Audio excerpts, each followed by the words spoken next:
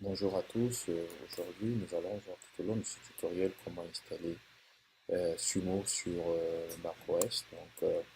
J'ai décidé de faire ce tutoriel parce qu'en l'occurrence il n'y a pas beaucoup d'informations concernant l'installation de Sumo sur les dernières versions du système d'exploitation macOS.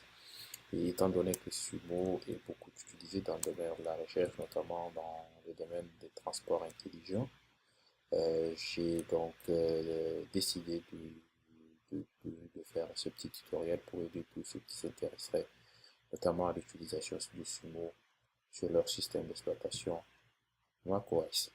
Alors, avant de commencer, avant d'entrer proprement dit dans le vif du sujet, nous avons quelques prérequis que nous devons examiner avant de passer à l'étape de compilation de Sumo. Donc, notamment, ces prérequis sont liés ici à l'installation des librairies Jedal, Fox et Zerdex.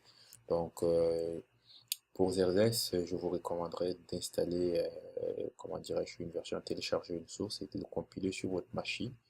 Parce qu'en l'occurrence, lorsqu'on l'installe via l'utilisateur Brew, on est confronté à des problèmes d'entête. Donc, le logiciel, la librairie Sumo n'arrive pas à trouver toutes les entêtes. Donc, en installant une source sur votre machine directement, ça vous donne la possibilité d'avoir accès à toutes les entêtes.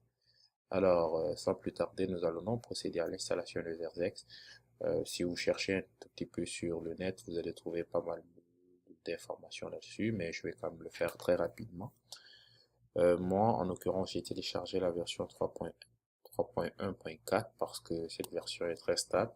Donc, j'ai essayé beaucoup d'installations avec et puis ça marche, contrairement aux nouvelles versions, aux dernières versions qui posent quand même pas mal de problèmes sur ma machine.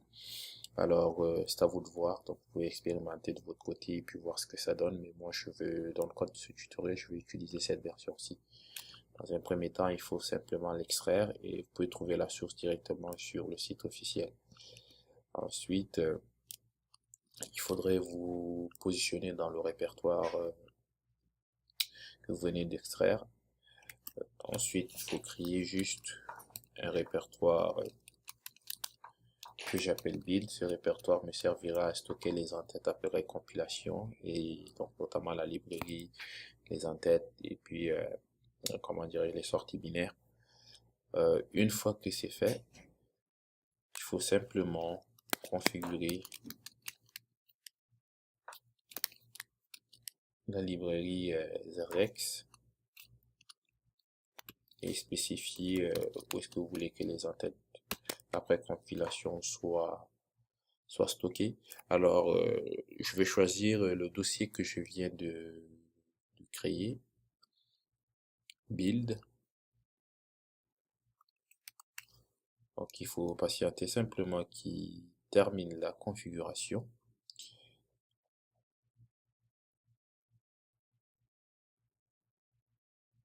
Donc, une fois que la configuration est terminée, il faut juste utiliser la commande make pour compiler.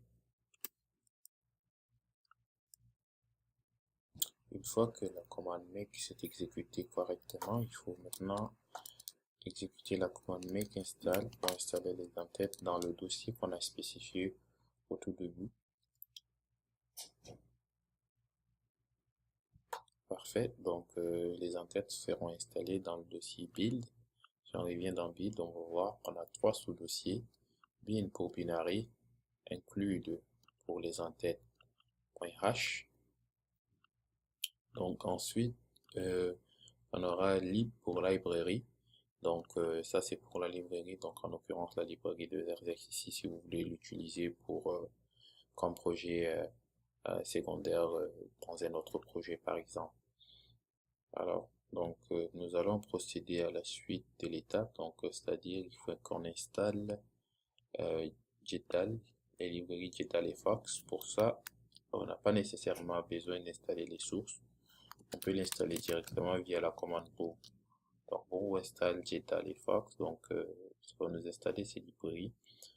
Donc, dépendamment si vous l'avez déjà installé sur votre machine ou non, ça va prendre un certain nombre de temps. Donc, en l'occurrence, moi, je l'avais déjà installé. Donc, Il n'y a pas besoin de le télécharger de nouveau. Donc les deux librairies ont été déjà installées sur ma machine. Alors, donc on va procéder à l'étape suivante qui consiste donc ici à compiler proprement dit Sumo. Donc je tiens à souligner ici que la version de Sumo qu'on va compiler c'est la dernière version. Donc la version Sumo 1.1.0.0. D'accord. Alors vous pouvez retrouver cette version directement sur le site web officiel ou sur GitHub. Donc vous tapez juste download Sumo, téléchargement Sumo dans votre navigateur. Vous allez voir, vous allez le trouver. On va vous proposer pas mal de liens. Donc vous allez choisir le lien approprié et puis le télécharger. Alors une fois que vous l'avez téléchargé, il faut juste extraire Sumo et puis se positionner dans ce dossier. D'accord, en faisant change directory. Ensuite, la première étape consisterait ici à définir les drapeaux de compilation. Donc ça, j'ai fait plusieurs tests parce que Sumo requiert certains drapeaux, dépendamment du système d'exploitation sur lequel vous essayez de le compiler. Donc si c'est sur Linux ou Ubuntu, il y a d'autres façons de le faire également, mais sur macOS, il faut absolument spécifier cela. Si vous ne le faites pas, vous serez confronté à des erreurs de compilation par la suite. Donc ensuite, il faut exporter également le flag LDFlag pour les librairies telles que OpenGL Framework, Glue, donc GULT, d'accord. Ensuite, là, il faut maintenant procéder à la configuration de Sumo. Donc, l'option FPIC, si vous voulez avoir des sorties plus spécifiques, vous pouvez rajouter ça notamment pour la sortie, par exemple, si vous voulez avoir la sortie Tracy.a que vous voulez utiliser dans votre projet, dans un autre projet, comme projet annexe, donc vous pouvez utiliser cette option-là. Là, si tout est correct, ça devrait configurer dans un premier temps Sumo.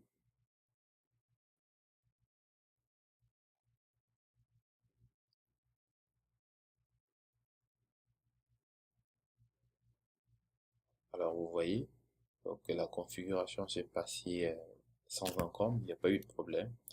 Donc ça me dit voilà les modules qui sont activés avec la configuration que j'ai fait.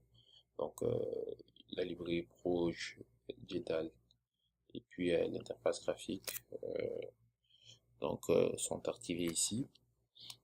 Ensuite voilà ceux qui ne sont pas activés, d'accord. Donc dépendamment de ce que vous voulez faire, vous pouvez décider d'activer l'un ou l'autre, d'accord. Donc si par exemple vous voulez activer ceci, vous pouvez choisir une option qui vous permettrait de faire ça. Dans notre cas, en l'occurrence, on n'a pas besoin de cette librairie, d'accord. Mais si je ne me trompe pas, on va juste essayer par curiosité.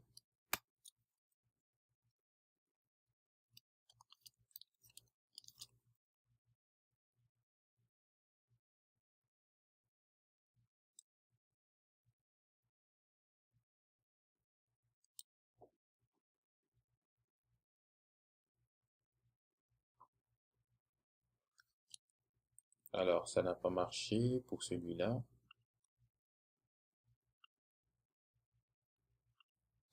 Par exemple, si vous voulons activer l'option PIC à la compilation, il faut faire la même chose et puis rajouter -enable-pic.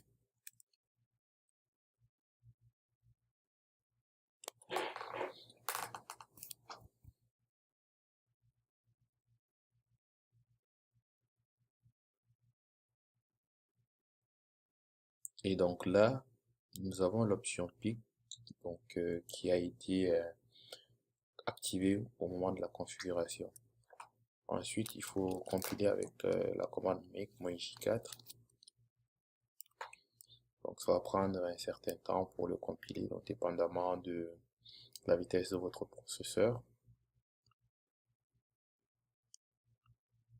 Donc là, la compilation est terminée. Vous pouvez voir que tout est correct. Donc, la prochaine étape consisterait donc ici à tester Sumo. Vous pouvez aller juste dans la librairie, dans votre dossier Sumo.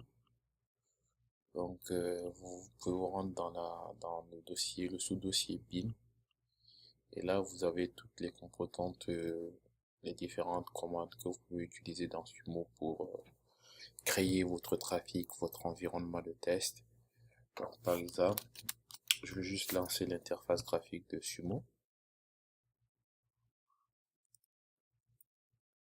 D'accord. Alors là, vous voyez bien que c'est la dernière version de Sumo qui est installée ici. La version est affichée là. Donc maintenant, si je vais tester un exemple dans Sumo, donc je vais tester notamment un exemple qui vient avec Sumo. Donc si vous allez dans le dossier doc example, ou bien si vous allez dans tutoriel. Donc si on prend par exemple tutoriel, et puis vous avez pas mal d'exemples là-dedans. Donc vous avez quick start ici, vous avez d'autres exemples ici, hello, vous avez City Mobile, d'accord, vous avez Cycroll ici, donc pour cirque. Alors allons dans exemple Sumo, dans Hokkaido par exemple, vous avez ça. C'est pas cet exemple qui m'intéresse, il y a un exemple particulier que je cherche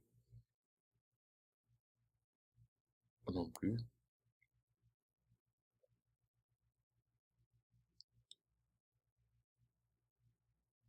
Donc, si on prend Quick Start,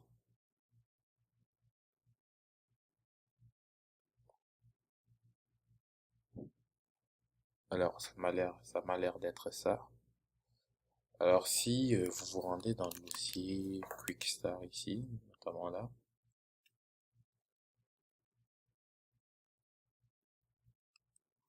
d'accord. Là, je suis dans le dossier Quick Start. Vous faites par exemple, vous revenez ici. Alors, c'est parce que c'est juste que je vais pas exporter le chemin dans mon fichier bash, mais vous pouvez le faire aussi vous aussi, pour éviter à chaque fois de revenir dans le dossier binaire et puis exécuter la commande de nouveau. Donc, si vous faites simojai.c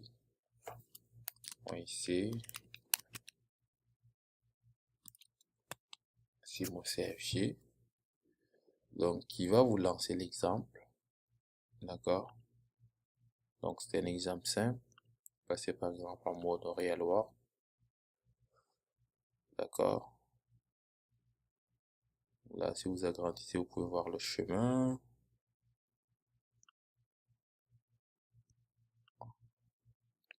Si vous réduisez,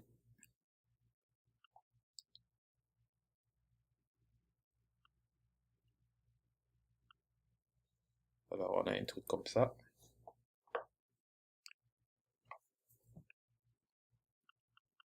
Sur le délai, puis lancer la simulation.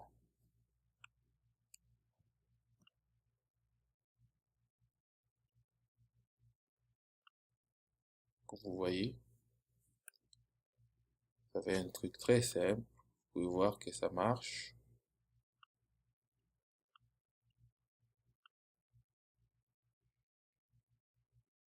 On va voir ici. Réduire le délai. Augmenter par exemple. D'accord. Et puis voilà, l'essentiel c'est que ça marche. Donc on a réussi à compiler Sumo, on a fait un test et puis ça marche. Merci d'avoir suivi ce tutoriel. N'hésitez pas à poser des questions. Merci, au plaisir de vous revoir la prochaine fois.